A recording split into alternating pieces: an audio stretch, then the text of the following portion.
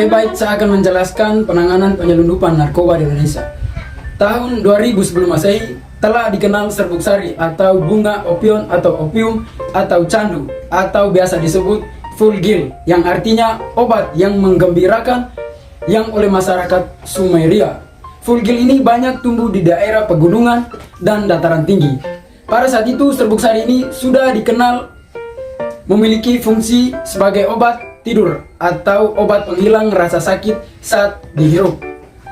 Orang zaman dahulu pun menggunakan serbuk sari ini sebagai obat bius bagi seseorang yang mengalami luka serius agar dia tidak merasa sakit saat diobati dan juga digunakan sebagai obat tidur. Selain itu, serbuk sari bunga opium ini digunakan sebagai racun untuk berburu karena bisa membuat sang mangsa tertidur. Opium inilah yang merupakan bahan dasar dari pembuatan narkotika.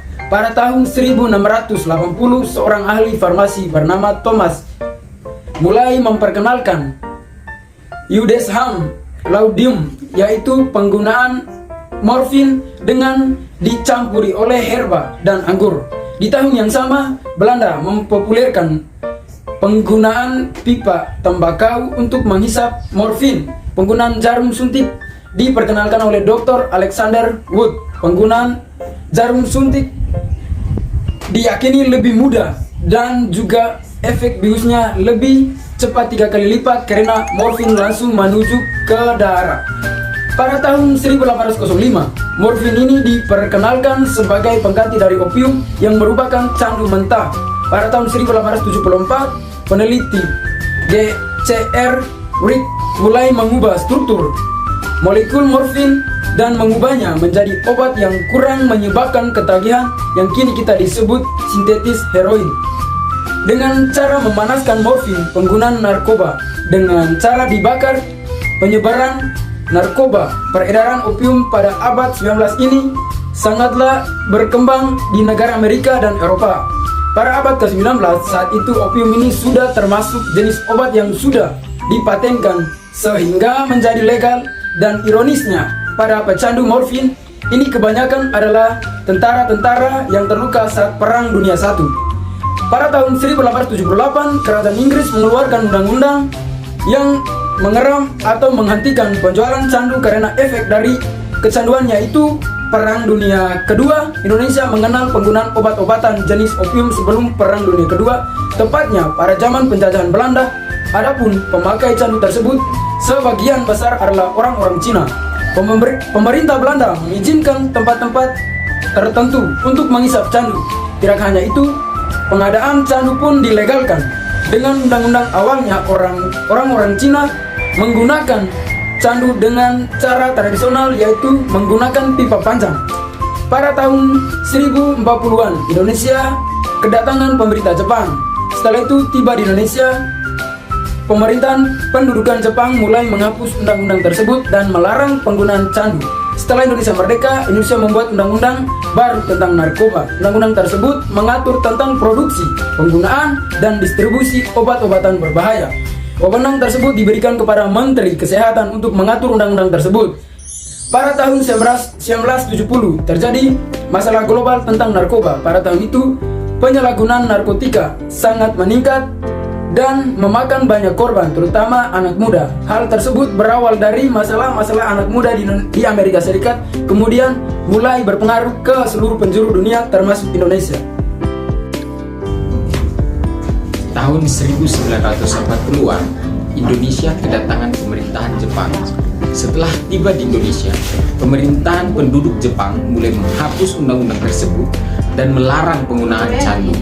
Setelah Indonesia merdeka, Indonesia membuat undang-undang baru tentang narkoba.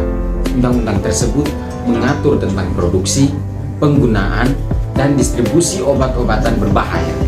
Wewenang tersebut diberikan kepada Menteri Kesehatan untuk mengatur undang-undang tersebut. Kemudian pada tahun 1970 terjadi masalah global tentang narkoba. Pada tahun itu, penyalahgunaan narkotika sangat meningkat dan memakan banyak korban, terutama anak muda. Hal tersebut berawal dari masalah anak-anak muda di Amerika Serikat. Kemudian mulai berpengaruh ke seluruh penjuru dunia, termasuk negara kita Indonesia. Pada tahun 1971, Presiden Republik Indonesia mengeluarkan Instruksi Nomor 6 tahun 1971 dengan membentuk Badan Koordinasi bernama Bakolak Impres Nomor 6/71. Badan ini menanggulangi setiap bentuk yang mengancam keamanan negara seperti narkotika, penyelundupan, pemalsuan uang, kenakalan remaja, dan pengawasan terhadap orang asing. Pada tahun selanjutnya, pemerintah Indonesia mengeluarkan undang-undang. Undang-undang tersebut mengatur tentang penyelundupan gelap. Selain itu, undang-undang tersebut juga menyebut peran khusus dokter serta rumah sakit sesuai dengan petunjuk Menteri Kesehatan. Dengan semakin merebaknya penyalahgunaan narkoba di Indonesia, Undang-Undang Anti Narkotika pun mulai direvisi sehingga disusunlah Undang-Undang Anti Narkotika Nomor 22/1997. Undang-undang tersebut mulai memberlakukan pidana terhadap pelaku kejahatan narkotika dengan sanksi berupa hukuman mati. Baik, saya akan menyampaikan bagian D, yaitu penyebaran narkoba di Indonesia. Nah teman-teman, hingga kini penyebaran narkoba sudah hampir tidak bisa dicegah, mengingat hampir seluruh penduduk dunia dapat dengan mudah mendapatkan narkoba dari oknum-oknum yang tidak bertanggung jawab. Misalnya saja dari bandar narkoba yang senang mencari mangsa di daerah sekolah, diskotik, tempat pelacuran, dan tempat-tempat perkumpulan geng. Nah tentu saja hal ini bisa membuat para orang tua, ormas, pemerintah khawatir akan penyebaran narkoba yang begitu merajalela. Nah, upaya pemberantas narkoba pun sudah sering dilakukan loh. Namun karena masih sedikit kemungkinan untuk menghindarkan narkoba dari kalangan remaja maupun dari kalangan dewasa, bahkan anak-anak usia SD sampai pun SMP pun banyak yang terjerumus ke dalam narkoba. Hingga saat ini upaya yang paling efektif untuk mencegah penyalahgunaan narkoba pada anak-anak yaitu dari pendidikan keluarga. Ya, keluarga. Orang tua diharapkan untuk dapat mengawasi dan mendidik anaknya yang untuk selalu menjauh dari narkoba. Namun realita berkata lain ya teman-teman, karena yang terjadi saat ini bertentangan dengan kesepakatan tersebut.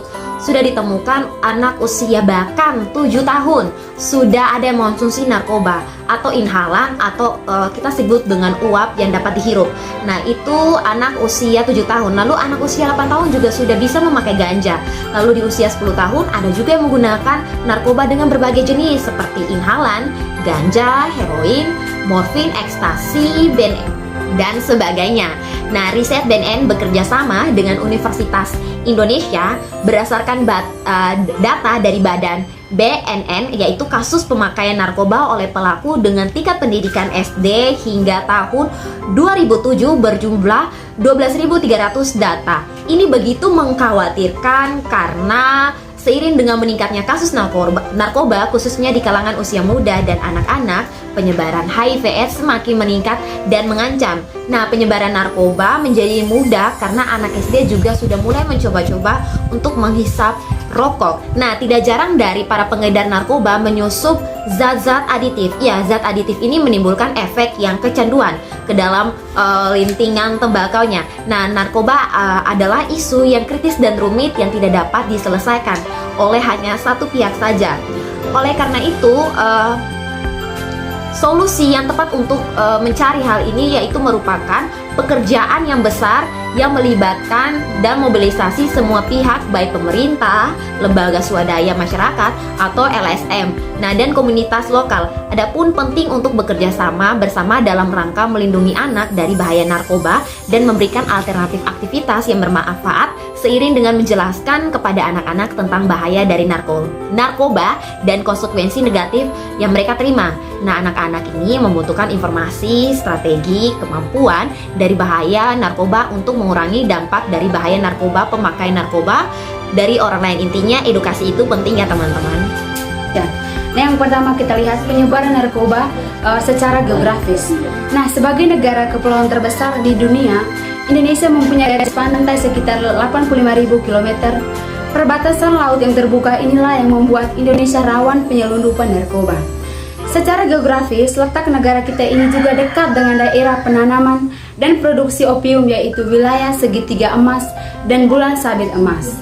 Nah, usaha keras untuk memberantas penyalahgunaan dan peredaran gelap narkoba di negara tetangga, terutama Thailand, Malaysia, dan Singapura, akhirnya mengakibatkan Indonesia menjadi wilayah pemasaran alihan dari sindikat narkoba internasional.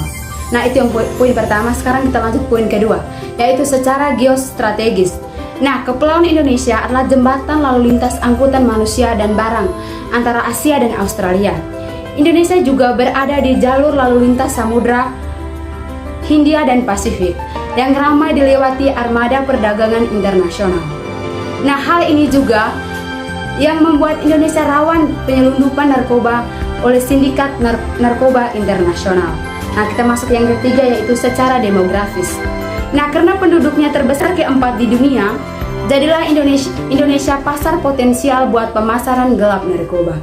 Itu yang ketiga. Sekarang kita masuk ke yang keempat, yaitu secara sosial, ekonomi, dan politik.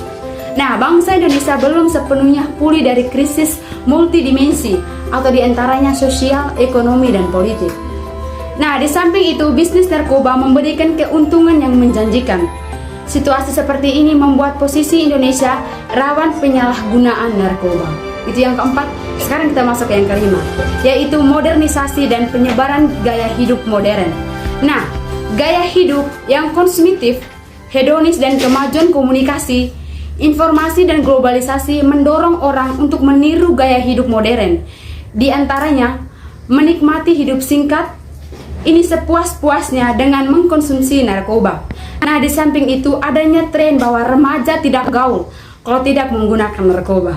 Nah, itu juga menjadi penyebab, salah satu penyebaran narkoba yang ada di Indonesia. Nah, itu yang kelima. Sekarang kita masuk ke yang keenam, yaitu situasi instabilitas politik. Nah, lemahnya situasi sistem pemerintahan, lemahnya penegakan hukum, korupsi yang sudah membudaya, serta turunnya moralitas dan keimanan warga masyarakat merupakan situasi dan kondisi yang rentan terhadap penyalahgunaan narkoba. Nah, itu yang keenam. Sekarang kita masuk ke yang ketujuh, yaitu lemahnya sistem sumber daya manusia, termasuk kemampuan integritas, moral, prinati atau keras dan lunak. Nah, pengawasan dan penindasan hukum. Sekarang kita masuk ke yang kedelapan, yaitu tingginya tingkat pengangguran dan kemiskinan. Nah, tingginya tingkat pengangguran dan kemiskinan itu juga menjadi salah satu penyebaran narkoba yang ada di Indonesia. Sekarang kita masuk ke yang sembilan, yaitu proses perubahan sosial yang berlangsung singkat dan cepat. Nah, industrialisasi, modernisasi, dan globalisasi yang menyebarkan gaya hidup konsumtif. Itu yang ke-9. Sekarang kita masuk penyebaran narkoba yang ada di Indonesia, yang ke-10, yaitu fenomena sosial budaya global yang bercirikan konsumsi berlebihan, hedonisme atau emulsi atau perlombaan. Nah, simbol status atau penghancuran sosiokultural budaya selalu terkalahkan, menyebabkan penyalahgunaan narkoba menjadi tempat pelarian. Yang ke-11, yaitu fenomena sosiokultural lainnya. Nah, seperti diantaranya gejala miopia sosial yang berpandangan dekat, tidak lagi memikirkan masa depan, inginnya segala sesuatu terwujud secara instan, atau gejala hilangnya kesadaran hukum. Kita masuk yang ke-12, yaitu situasi yang penuh ketegangan. Nah, terutama di daerah perkotaan, tekanan pekerjaan, tingginya biaya hidup, dan berbagai tekanan lain kadang membuat orang menjadi tegang dan larinya ke narkoba. Nah, itu penyebaran salah satu penyebaran narkoba yang ada di Indonesia. Baik, saya akan melanjutkan penggunaan narkoba di Indonesia. Seiring perkembangan zaman, narkoba telah menjadi bagian dari gaya hidup. Menurut Clay dan Ray 1998, narkoba seringkali digunakan sebagai pelarian terhadap permasalahan yang dihadapi seseorang.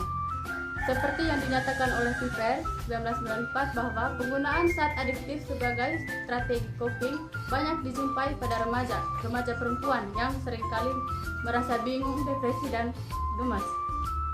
Namun, upaya pelarian ini tidak hanya dilakukan oleh remaja perempuan, tetapi juga oleh remaja laki-laki. Hanya saja, penggunaan narkoba pada perempuan akan berakibat lebih buruk dibanding dengan laki-laki, karena perempuan akan mengalami depresi 2 kali lebih tinggi daripada laki-laki. Penggunaan narkoba banyak dilakukan oleh remaja atau kelompok usia muda. Hal ini tidak lepas dari sifat remaja yang mempunyai rasa ingin tahu yang besar. Faktor pribadi yang dapat melatar belakangi penyalahgunaan narkoba adalah rasa ingin tahu remaja yang sangat besar terhadap narkoba dan keingintahuan untuk mencobanya. Itu menurut pandangan Hendro Juwono 1995. Rasa iseng untuk memperoleh kesenangan dapat menjadi awal terjadinya penyalahgunaan narkoba. Selain itu, faktor lingkungan juga cukup berpengaruh, yaitu ada 3 faktor lingkungan besar yang mempengaruhi kemungkinan seseorang menggunakan narkoba, yaitu pertama, tempat tinggal yang berada pada lingkungan peredaran atau pemakaian narkoba. Yang kedua, bersekolah di lingkungan yang rawan terhadap narkoba. Dan yang ketiga, bergaul dengan para pemakai narkoba. Selain itu, lingkungan keluarga juga memiliki kontribusi yang cukup dominan terhadap perilaku anak mengkonsumsi narkoba. Keluarga yang tidak harmonis bisa menyebabkan anak merasa kurang mendapat perhatian, sehingga banyak anak yang mencari kompensasi di luar rumah yang bisa membawa dampak negatif. Itu menurut Depkes RI 2000. Antara lain yaitu tertular HIV atau AIDS, pneumonia, tuber, hepatitis, dan rusaknya susunan saraf otak.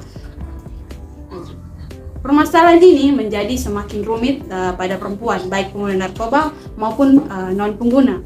Bagi perempuan pengguna, nilai-nilai seksualitas yang ada akan menghadapkan mereka pada perilaku seksual berisiko dengan pasangannya yang kebetulan pengguna dari narkoba itu sendiri. Sedangkan bagi perempuan akan lebih buruk apabila terkait dengan masalah ekonomi, yaitu pada saat mereka sedang membutuhkan narkoba akan sangat mungkin mereka mendapatkannya dengan jalan bersedia melakukan hubungan seks dengan badan. Selain itu, data rape dan berbagai bentuk keterpaksaan melakukan hubungan seksual akan berakibat pada kesehatan reproduksi, baik melalui penularan PMS maupun melalui gangguan fungsi reproduksi lain. Selain berkaitan dengan persoalan pada fungsi reproduksi, penggunaan narkoba juga terkait dengan isu perdagangan perempuan. Hasil penelitian di beberapa daerah di Indonesia seperti dilaporkan oleh Irwanto pada tahun 2000, terdapat kasus-kasus perdagangan perempuan untuk narkoba. Meningkatnya penggunaan narkoba di kalangan perempuan ini mudah dimanfaatkan oleh sindikat untuk memasarkan narkoba. Dengan kasus perdagangan perempuan ini untuk narkoba, yaitu semakin meningkatnya kasus perdagangan narkoba remaja perempuan banyak yang diperdagangkan oleh pacarnya sendiri dengan jalan bersedia melakukan hubungan seks dengan seseorang dan hasilnya kemudian untuk membeli narkoba. Pada kasus ini, potensi penularan PS dan HIV atau AIDS menjadi semakin besar karena perempuan tersebut harus melakukan hubungan seks dengan banyak pasangan. Baik, saya akan melanjutkan pada bagian D, yaitu upaya pencegahan narkoba di Indonesia. Yang pertama yaitu pengertian pencegahan penyalahgunaan narkoba. Pencegahan penyalahgunaan narkoba merupakan bagian penting dari keseluruhan upaya pemberantas penyalahgunaan dan pengedar gelap narkoba, oleh karena mencegah lebih baik daripada mengobati. Dalam artian bahwa upaya pencegahan lebih mudah dan lebih hemat biaya daripada upaya lainnya. Pencegahan adalah upaya untuk membantu individu menyadari, memulai, atau mencoba menyalahgunakan narkoba dengan menjalani cara dan gaya hidup sehat serta mengubah kondisi kehidupan yang membuat individu mudah terjangkit penyalahgunaan narkoba. Pencegahan berupa suatu proses pembangunan atau membangun yang disusun untuk meningkatkan perkembangan fisik, mental, emosional, dan sosial seseorang sampai pada potensi maksimal sambil menghambat atau mengurangi kerugian-kerugian yang mungkin timbul akibat penyalahgunaan narkoba, baik yang alamiah maupun buatan atau sintesis. Penyalahgunaan narkoba adalah pemakaian narkoba di luar indikasi medis atau tanpa petunjuk atau resep dokter, secara teratur atau berkala sekurang-kurangnya 1 bulan. Penyalahgunaan narkoba atau nafsa adalah pemakaian obat-obat dan zat-zat yang berbahaya lainnya dengan maksud bukan dengan tujuan mengobati atau penelitian, serta digunakan tanpa mengikuti aturan dosis yang benar. Penggunaan narkoba terus-menerus berlanjut akan mengakibatkan ketergantungan atau depresi dan kecanduan atau adiksi. Oke, baik, yang berikut saya akan menjelaskan tentang bentuk-bentuk pencegahan penyalahgunaan narkoba. Yang pertama, komunikasi, informasi, dan juga edukasi atau biasa disingkat dengan KIA. KIA merupakan gabungan dari 3 konsep, yaitu komunikasi, informasi, dan juga edukasi. Pengertian ketiga konsep tersebut memiliki keterkaitan satu sama lain.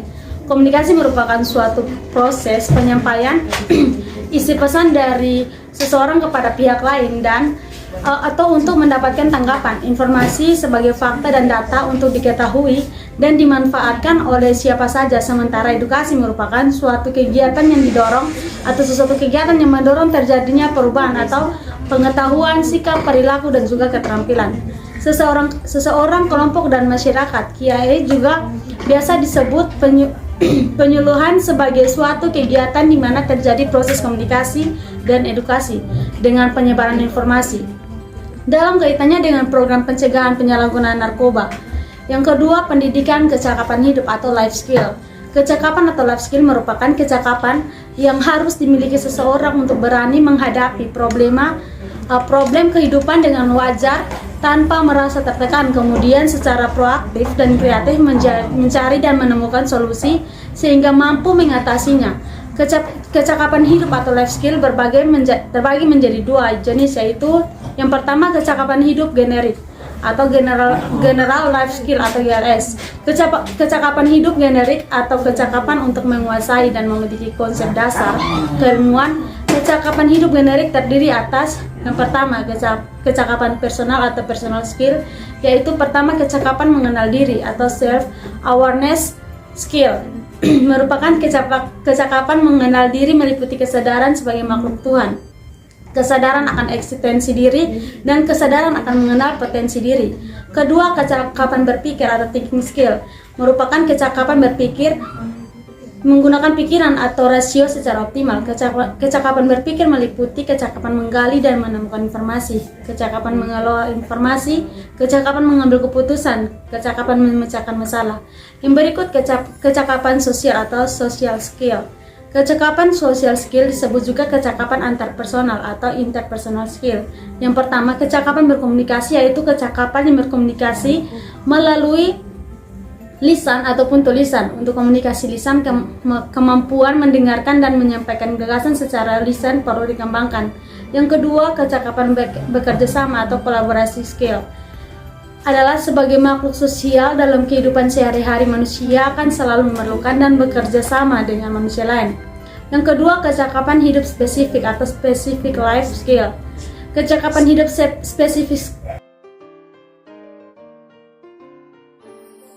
spesifik terkait dengan bidang pekerjaan atau bidang kejuruan tertentu. Kecakapan hidup spesifik meliputi kecakapan akademik. Kecakapan akademik disebut juga kecakapan intelektual atau kemampuan berpikir ilmiah dan merupakan pengembangan dari kecakapan berpikir. Yang kedua, kecakapan vokasional atau kejuruan. Kecakapan vokasional disebut juga kecakapan kejuruan, yaitu kecakapan dikaitkan dengan bidang pekerjaan tertentu yang terdapat di masyarakat. Terdiri dari kecakapan vokasional dasar, meliputi kecakapan melalui gerak dasar, menggunakan alat sederhana atau kecakapan membaca gambar, dan kecakapan vokasional khusus. Kecakapan ini memiliki prinsip dasar menghasilkan barang atau jasa, seperti kecakapan memperbaiki mobil bagi yang menekuni otomotif. C. Promotif. Program promotif disebut juga dengan program pembinaan. Program ini ditunjukkan kepada masyarakat yang belum memakai narkoba atau bahkan belum mengenal narkoba. Bentuk program seperti pelatihan, dialog, interaktif, dan lain-lain. Pada kelompok belajar, kelompok olahraga, seni, budaya, dan kelompok usaha, yaitu yang terdiri dari tani, dagang, bengkel, koperasi, kerajinan, dan lain-lain. Penekanan dalam program preventif ini adalah peningkatan kualitas kinerja agar lebih bahagia dan sejahtera. Berikut saya akan membahas tentang program promotif, disebut juga dengan program pembinaan. Program ini ditujukan kepada masyarakat yang belum memakai narkoba atau bahkan belum mengenal narkoba. Bentuk program seperti pelatihan, dialog interaktif, dan lain-lain pada kelompok belajar, kelompok olahraga, seni budaya, atau kelompok usaha seperti tani, dagang, bengkel, koperasi, kerajinan, dan lain-lain. Penekanan dalam program preventif ini adalah peningkatan kualitas kerja agar lebih bahagia dan sejahtera. Pelaku program preventif yang paling tepat adalah lembaga-lembaga kemasyarakatan yang difasilitasi dan diawasi oleh pemerintah. Yang berikut preventif. Program preventif merupakan program pencegahan. Program ini ditujukan kepada masyarakat sehat yang belum mengenal narkoba agar mengetahui seluk-beluk narkoba sehingga tidak tertarik untuk menyalahgunakannya. Adapun bentuk kegiatannya, yang pertama kampanye anti penyalahgunaan narkoba, program pemberian informasi satu arah atau monolog dari pembicaraan kepada pendengar tentang bahaya pemakaian narkoba. Kampanye bersifat memberi informasi satu arah tanpa tanya jawab. Biasanya hanya memberikan garis besar, dangkal, dan umum. Informasi disampaikan tokoh kepada masyarakat, bukan oleh tenaga profesional. Tokoh tersebut bisa ulama, pejabat, seniman, dan juga sebagainya. Yang berikut penyuluhan seluk-beluk narkoba. Berbeda dengan kampanye yang monolog, penyuluhan bersifat dialog dengan tanya jawab. Bentuk penyuluhan dapat berupa seminar, ceramah, dan lain-lain. Tujuannya adalah untuk mendalami berbagai masalah tentang narkoba, sehingga masyarakat benar-benar tahu dan karenanya tidak tertarik untuk menyalahgunakan narkoba. Pada penyuluhan ada dialog atau tanya jawab tentang narkoba lebih mendalam. Materi yang disampaikan oleh tenaga profesional seperti dokter, psikolog, polisi, ahli hukum, sosiolog sesuai dengan tema penyuluhan. Penyuluhan tentang narkoba ditinjau lebih mendalam dari masing-masing aspek sehingga lebih menarik daripada kampanye. Yang ketiga, pendidikan dan pelatihan kelompok sebaya atau peer group. Untuk mendapat menanggulangi masalah narkoba secara lebih efektif di dalam kelompok masyarakat tertentu, dilakukan pendidikan dan pelatihan dengan mengambil peserta dari kelompok itu sendiri. Pada program ini, pengenalan materi narkoba lebih mendalam lagi, disertai simulasi penanggulangan, termasuk latihan pidato, latihan diskusi, latihan monolog materi. Baik, saya akan menjelaskan tentang dampak penanganan narkoba. Narkoba digunakan sebagai pelarian terhadap permasalahan yang dihadapi. Rasa ingin tahu pemuda yang ingin menggunakan karena seorang pengguna ingin bebas dari beban hidup yang dihadapi. Misalnya stres karena masalah pribadi dan pekerjaan, karena seseorang pengguna ingin mengikuti gaya orang lain atau teman terdekat supaya terlihat lebih gaul dalam pertemanan. Perlunya penanganan bukan hanya dari diri individu saja, namun menjadi permasalahan semua pihak terkait. Apabila dari pihak terdekat untuk membantu pemulihan, misalnya keterlibatan orang tua dan pihak berwajib untuk membantu mengedukasi para pengguna narkoba untuk menanggulangi dalam masa rehabilitasi. Baik, saya akan menjelaskan statement saya atau pandangan saya terkait materi yang akan disampaikan. Nah, teman-teman, narkoba tidak hanya menjalar pada kaum dewasa saja, namun bisa juga menjalar dari berbagai kalangan, misalnya dari kalangan anak muda, remaja, ataupun lainnya. Nah, narkoba ini berdampak negatif loh. Kenapa dikatakan berdampak negatif? Karena dapat menghancurkan generasi bangsa sebagai penerus bangsa. Dalam berbagai kasus narkoba di Nusa Tenggara Timur, tercatat sebanyak 36.000 penduduk sebagai pengguna narkoba secara aktif dari 5 juta penduduk. Belum lagi para bandar yang belum tertangkap sampai dengan sekarang. Nah, berbagai upaya telah dilakukan pemerintah seperti pihak berwajib yang telah menjalankan tugasnya dengan baik. Namun yang masih menjadi pertanyaan saya sampai dengan sekarang ini ada dua ya teman-teman. Yang pertama, kalau sudah diberantas, mengapa narkoba masih ada sampai sekarang? Yang kedua, kalau sudah diberantas, mengapa narkoba masih mengalami peningkatan pengguna? Jawabannya ya, karena pemberantasan hanya dilakukan secara aktif oleh pemerintah saja, namun masih secara pasif dilakukan oleh masyarakat. Oleh karena itu, perlu adanya edukasi sangatlah penting. Masyarakat perlu bekerja sama dengan pemerintah untuk memberantas narkoba. Hal kecil ini ditargetkan pada masyarakat luas. Oleh karena itu, pemerintah perlu mengontrol. Sebagai pemuda-pemudi yang kritis, kita perlu melakukan edukasi serta penyaringan atau filterisasi terhadap hal-hal luar yang masuk agar kita dapat menyelamatkan generasi bangsa. Oleh karena itu, saya mengajak para kaum milenial untuk berani katakan say no to drugs. Terima kasih. Menurut saya atau pandangan saya berkaitan dengan narkoba adalah sesuatu hal yang sangat berbahaya, karena narkoba adalah hal yang harus dihindari. Penggunaan narkoba dapat mengakibatkan hilangnya kontrol diri sehingga dapat membahayakan kesehatan bagi si pengguna dan juga kehilangan banyak kesempatan untuk memaksimalkan kerja otak di ranah pendidikan maupun pekerjaan. Oleh karena itu, pergaulan harus dijaga agar jangan sampai terjerumus ke narkoba. Kemudian pemerintah juga harus bertindak tegas terhadap pengedar narkoba dan bertindak arif serta responsif terhadap pengguna agar masa depan mereka dapat diselamatkan. Menurut saya, narkoba dapat membahayakan generasi muda, di mana generasi muda adalah generasi penerus bangsa. Oleh karena itu, bagi generasi penerus bangsa, mari kita sama-sama memberantas dan menjauhi narkoba yang sudah merajalela. Baik, pada kesempatan kali ini saya akan menjelaskan pandangan saya terhadap kasus narkoba di Indonesia. Berbicara mengenai narkoba, tentunya kita tahu bahwa narkoba sesuatu yang dapat merugikan dan narkoba adalah hal yang harus dihindari. Mengapa demikian? Karena narkoba dapat menimbulkan berbagai kerugian baik untuk diri sendiri maupun lingkungan sekitar. Seseorang yang telah kecanduan narkoba biasanya tidak mampu menyesuaikan diri dengan lingkungan. Ia akan bertindak semaunya sendiri dan mudah marah. Narkoba bahkan dapat menyebabkan kematian apabila digunakan dalam dosis yang tinggi. Jadi, bagi penyalahguna narkoba harus ditangani sesegera mungkin dan perlu diberantas. Baik, di sini saya akan menjelaskan tentang pandangan saya mengenai narkoba yang sudah merajalela ini. Narkoba adalah penjajah bangsa, penghancur pemuda. Sekali terjebak narkoba, sengsara hadir dalam kehidupan Anda. Semua narkoba adalah pemborosan waktu. Narkoba menghancurkan ingatan Anda dan harga diri Anda, dan segala sesuatu yang sejalan dengan harga diri Anda. Mendekat pada Tuhan, maka masalahmu selesai. Mendekat pada narkoba, maka hidupmu bermasalah. Jika ingin hidup bahagia, jangan gunakan narkoba. Mendekati narkoba sama dengan mendekati kematian. Kita bisa hebat tanpa narkoba. Menurut saya tentang kasus penggunaan narkoba ini dapat membuat kehidupan Anda menjadi nyaman dan dapat mengatasi masalah Anda dengan masalah Anda. Namun dengan musuh narkoba ini, kenyamanan itu hanya sesaat serta dapat membunuh Anda dengan cepat.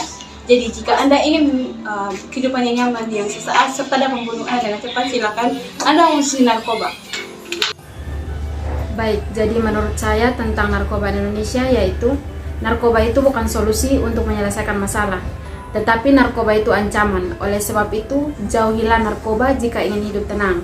Sekali terjebak narkoba, sengsara hadir dalam hidup Anda.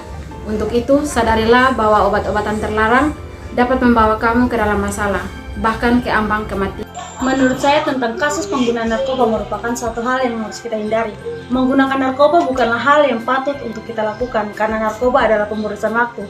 Mereka menghancurkan ingatan, harga diri, dan segala sesuatu yang sejalan dengan kita. Untuk itu marilah kita sayangi diri kita dengan say no to drugs.